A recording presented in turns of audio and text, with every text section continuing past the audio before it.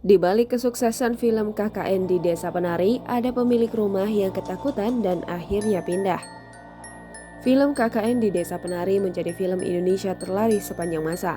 Film garapan MD Pictures ini meraup 7 juta penonton pada Kamis 19 Mei 2022 setelah pemutaran perdana pada 30 April.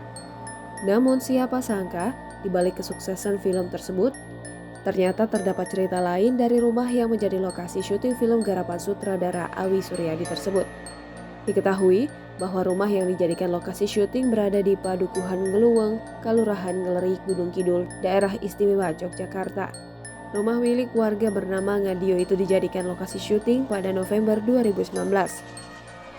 Ketua RT 2 RW 1 Padukuhan Ngeluweng, Hasanah mengatakan setelah syuting selesai, Ngadio tidak lagi menempati rumah tersebut. Adapun Ngadio hanya tinggal bersama istrinya. Hasanah mengatakan setelah rumah berbentuk limasan dengan dinding bambu dan kayu itu tak lagi ditempati, Ngadio berencana menjual rumah tersebut. Namun yang dijual hanya bangunannya, tidak termasuk tanahnya.